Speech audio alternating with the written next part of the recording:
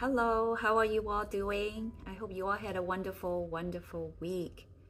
Tonight, I continue to pray to the Lord that He will be with you, take good care of you and your family, give you joy, love, and peace. Tonight, we're going to talk about chapter 23 and 24 of Genesis, about burial of Sarah and finding a wife for Isaac. Let me start reading verse 1 in chapter 23. When Sarah was 127 years old, she died at Kiriath Arba, now called Hebron, in the land of Canaan. There Abraham mourned and wept for her. Sarah was 127 years old when she died. That means Abraham was 137 and Isaac was 37 years old. Abraham wept for Sarah. They'd been married for at least 100 years. Can you imagine that? We think it's long when someone celebrates their 50th anniversary. Sarah died when they were living in Hebron in Canaan. Now verse 3. Then leaving her body, he said to the Hittite elder, "Here I am, a stranger and a foreigner among you. Please sell me a piece of land so I can give my wife a proper burial." Abraham had to find a place to bury his wife.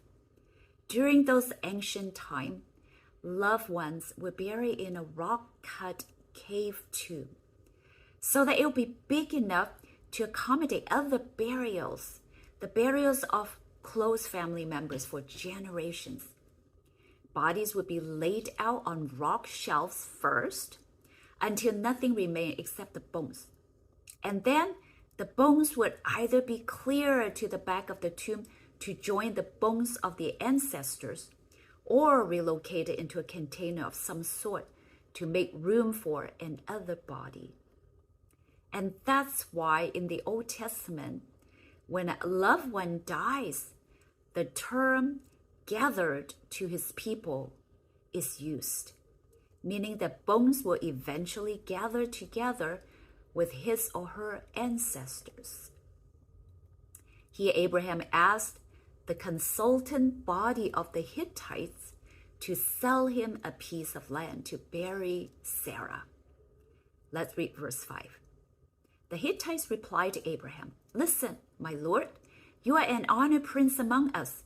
Choose the finest of our tombs and bury her there. No one here will refuse to help you in this way."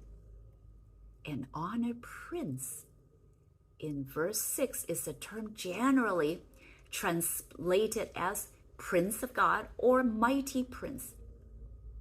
Right here in this passage, the Hittites were giving Abraham an honored title. It is because they had observed and were acknowledging that Abraham was special.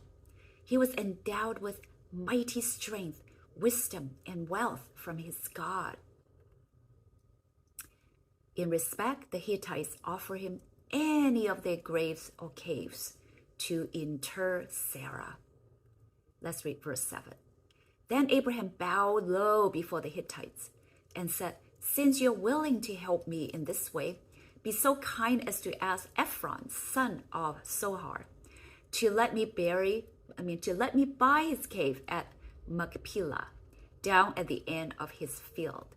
I will pay the full price in the presence of witnesses, so I will have a permanent burial place for my family." Ephron was sitting there among the others, and he answered Abraham as the others listened, speaking publicly before all the Hittite elders of the town. "No, my lord," he said to Abraham, "please listen to me. I will give you the field and the cave. Here, in the presence of my people, I give it to you. Go and bury your dead." Abraham again bowed low before the citizens of the land, and he replied to Ephron as everyone listened, "No, listen to me. I will buy it from you. Let me pay the full price for the field so I can bury my dead there."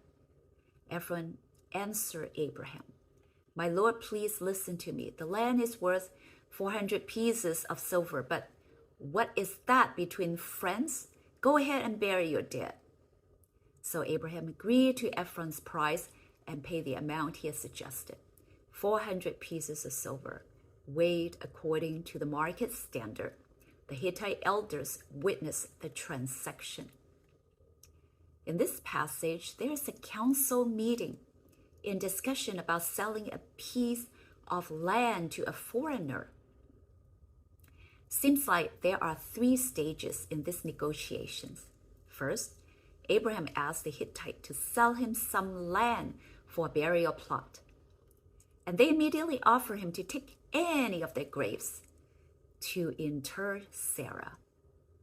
And secondly, their kindly response prompted Abraham to request that Ephron sell him the cave of Machpelah.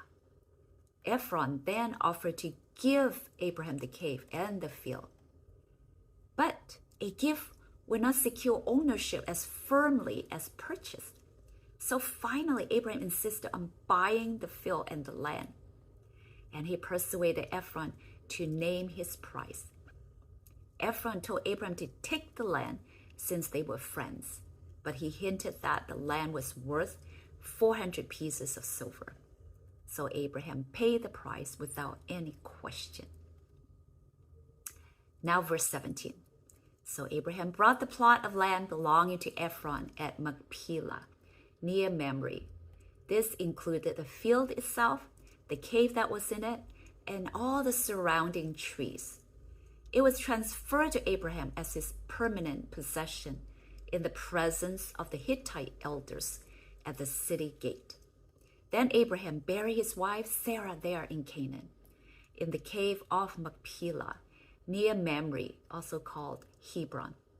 So the field and the cave were transferred from the Hittites to Abraham for use as a permanent burial place.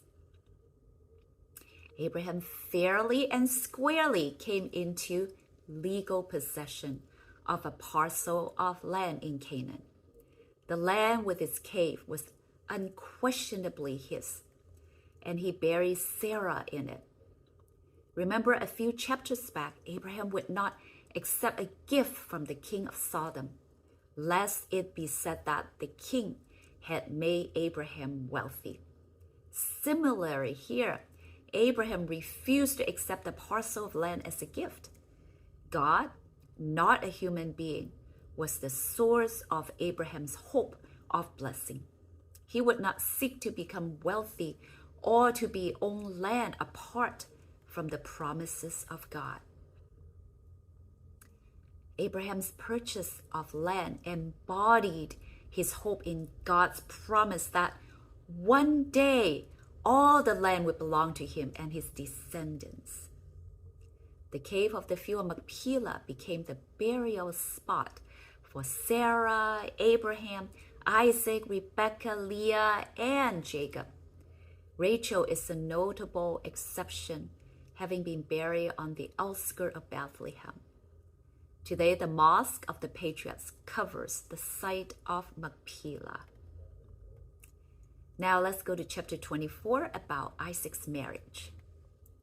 At this point, Abraham was an old man and expected soon to die. Yet, one thing remained for him to do in securing the fulfillment of the promise to his descendants. Isaac was the one God had appointed to succeed him as the keeper of the law of God and the father of the chosen people. But he was yet to be married. He was not yet married.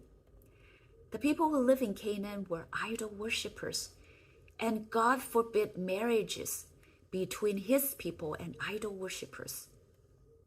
He knew that such marriages would lead to his people's abandoning the faith in God. Abraham, afraid that the corrupting effect of the surrounding would influence his son. So far, Abraham's faithfulness and obedience to God had deeply influenced the character of Isaac. But even with that, Isaac was still young and compliant, compromising to please others. So if he was to marry someone who didn't love God, he would be in danger of sacrificing his principle for the sake of keeping peace in his home. In the mind of Abraham, the choice of a wife for his son was significantly serious matter. He was anxious to have him marry one who would not lead him from God. So let's read verse 1 from chapter 24. Abraham was now a very old man, and the Lord had blessed him in every way. One day Abraham said to his oldest servant, the man in charge of his household, take an oath by putting your hand under my thigh. Swear by the Lord, the God of heaven and earth, that you will not allow my son to marry one of these local Canaanite women. Go instead to my homeland, to my relatives, and find a wife there for my son Isaac. Isaac's marriage and how it could affect God's promise to the offspring was concerning and worrisome for Abraham. So therefore he had his faithful servant swear by putting his hand under his thigh. Swearing about what? We mentioned that Abraham had two concerns. Number one, the seed of Isaac must be kept separate from the seed of Canaanites. Number two, furthermore, Abraham's offspring are not to return to the land of their father. Canaan is now their home. So the swearing is Abraham's way of making sure that his servant would bring a wife from his ancestor home for Isaac and not a Canaanite woman. And we'll see later that the command to marry only within God's redeemed community was given again to Moses and to the Israelites. And it shows God doesn't want Abraham's seed to mix with the seed of idol-worshipped Canaanites. Some examples in Genesis speak negatively about the Canaanites. First one is in Genesis 13:13. It says that the people of this area were extremely wicked and constantly sinned against the Lord. And then another verse is in Genesis 18:20 about the Canaanites, that their sins is so flagrant. That means obviously offensive. No wonder God didn't want Abraham's seed to mix with their seed. Let's read on, verse 5. The servant asked, but what if I can't find a young woman who is willing to travel so far from home? Should I then take Isaac there to live among your relatives in the land you came from? No, Abraham responded. Be careful never to take my son there. For the Lord, the God of heaven, who took me from my father's house and my native land, solemnly promised to give this land to my descendants. He will send his angels ahead of you, and he will see to it that you find a wife there for my son. If she is unwilling to come back with you, then you are free from this oath of mine. But under no circumstances are you to take my son there. Abraham was fearful that once Isaac left the land, he might not return. He wanted to make sure Isaac remained in the land of promise. Also, marrying within the same clan would deter Abraham's descendants from the pursuit of false gods. Abraham assured his servant that God would send his angel to help him to find a wife for Isaac. Now, verse 9. So the servant took an oath by putting his hand under the thigh of his master. Abraham, he swore to follow Abraham's instruction. Then he loaded 10 of Abraham's camels with all kinds of expensive gifts from his master. And he traveled to distant Aram Naharaim. There he went to the town where Abraham's brother Nahor had settled. He made the camels kneel beside a well just outside the town. It was evening, and the women were coming out to draw water. O Lord God of my master Abraham, he prayed, please give me success today and show unfailing love to my master. Abraham, See, I am standing here beside the spring, and the young women of the town are coming out to draw water. This is my request. I will ask one of them, please give me a drink from your jug. If she said, yes, have a drink, and I will water your camels too. Let her be the one you have selected as Isaac's wife. This is how I will know that you have shown unfailing love to my master. It must have been quite a bit of gifts, 10 camels carrying all kinds of expensive gifts. And do you know this was not a short journey? It was approximately 450 miles. If you and I have to walk this distance, or a slow ride with camels, it would take 2 weeks for each direction. Well, let me tell you a little bit about the servant. The oldest servant in this passage may have been Eliezer from chapter 15, verse 2 and 3, whom Abraham was going to appoint as his heir. Do you remember that? If he was really Eliezer, then his loyalty in serving the heir who had displaced him speaks a volume about him. According to this chapter, verse 26, 27, 52, Eliezer worshipped God, and he was a devoted servant of Abraham. And here he was determined to finishing the task. So he stopped outside the walls, near the well to which the women of the place came at evening for water. It was a time of anxious thought for him. Important results from this trip, not only to his master's household, but to the future generations, depended on the choice he made. And how was he going to choose wisely among entire strangers? Remembering the words of Abraham that God would send his angels with him, he prayed earnestly for positive guidance. In the family of his master, he was accustomed to prayer and to the constant exercise of kindness and hospitality.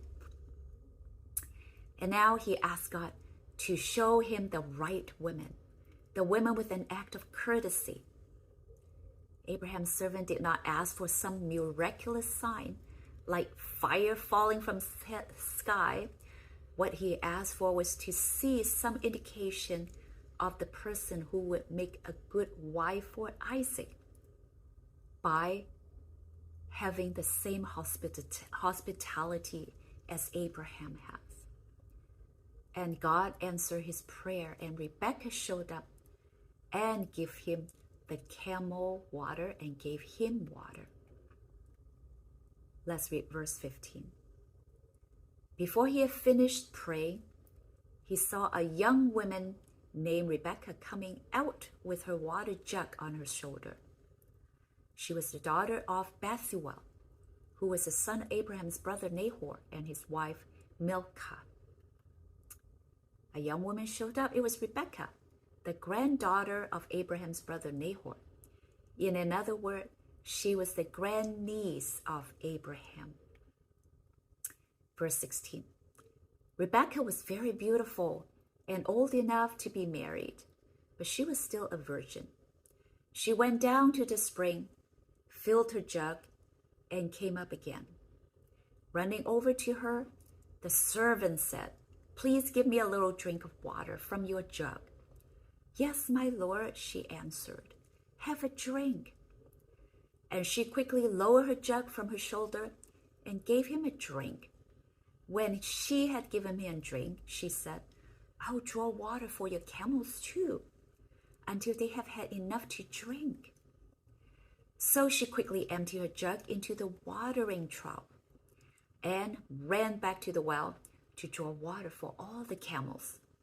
The servant watched her in silence, wondering whether or not the Lord had given him success in his mission. Rebekah was not only beautiful, but also a hardworking young unmarried woman. She not only gave water to the servant, but also voluntarily without asking to draw water for the servant's camel. 10 thirsty camels can drink almost 250 gallons of water. The water that she offered to the servant and the camels came from a well. Drawing water was hard work, a significant gesture of his hospitality, and it tells a lot about her. Verse 22. Then at last, when the camels had finished drinking, he took out a gold ring for her nose and 2 large gold bracelets for her wrists. The gift that the servant gave to Rebekah indicates an interest in starting a negotiation of marriage. At this point, the servant still didn't know whether this woman was Abraham's relative. This act shows the servant totally trusted God and believed this was an answer of his prayer. Let's read verse 23. Whose daughter are you? He asked. And please tell me, would your father have any room to put us up for the night? I am the daughter of Bethuel, she replied. My grandparents are Nahor and Milcah. Yes, we have plenty of straw and feed for the camels, and we have room for guests. So introduction is happening here. And then there's a further offering of hospitality. Verse 26.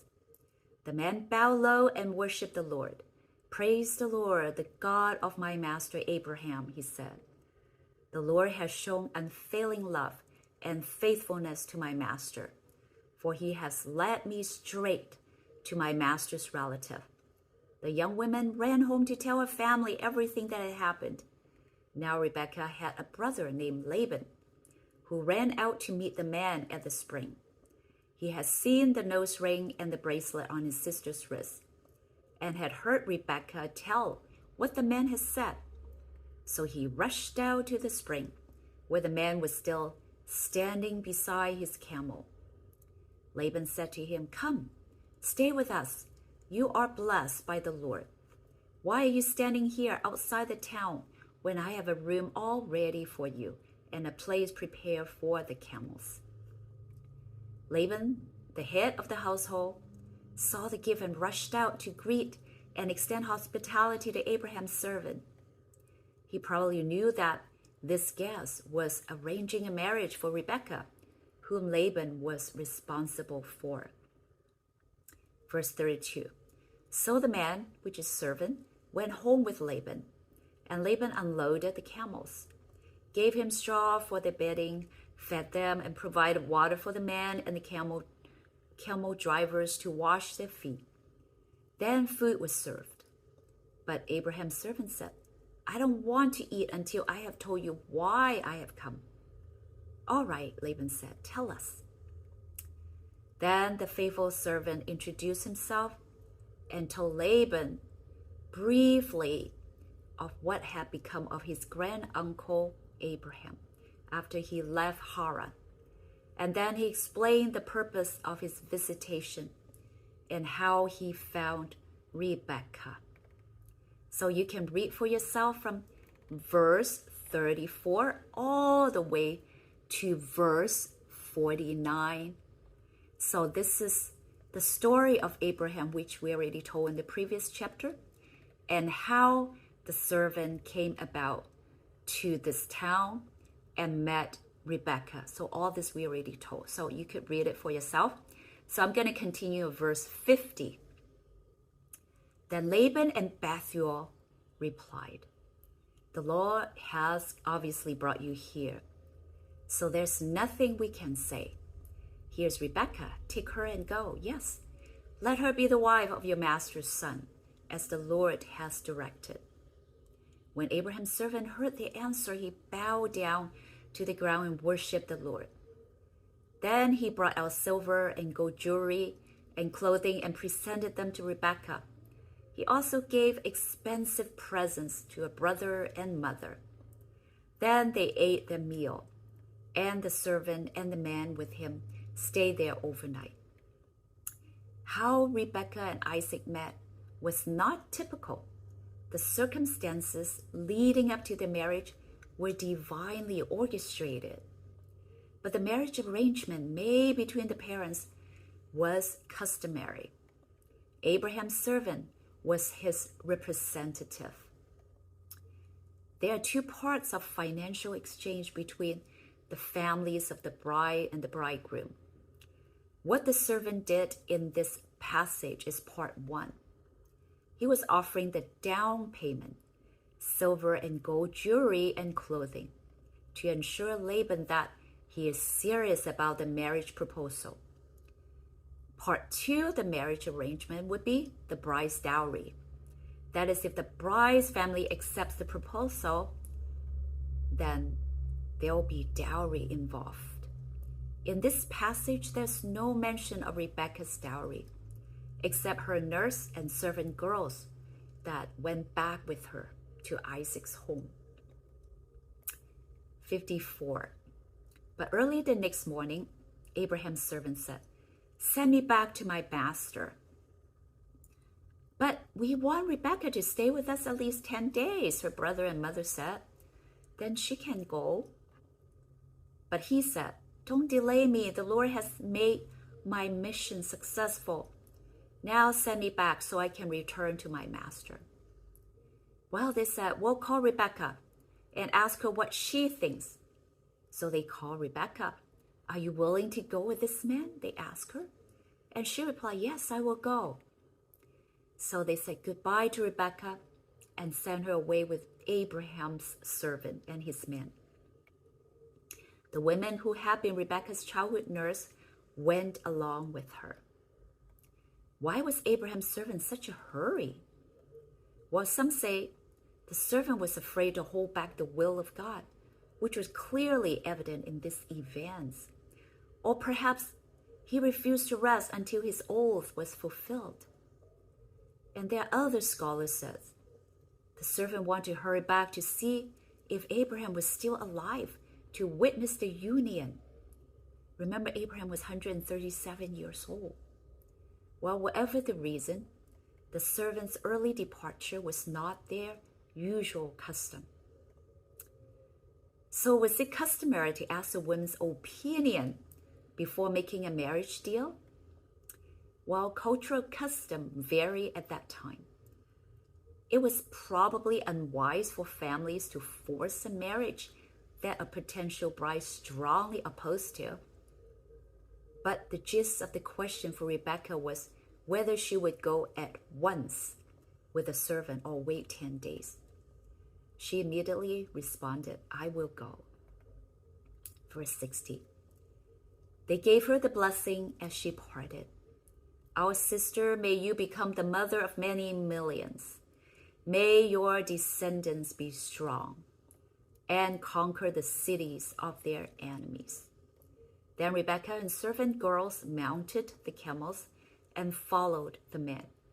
So Abraham's servant took Rebekah and went on his way.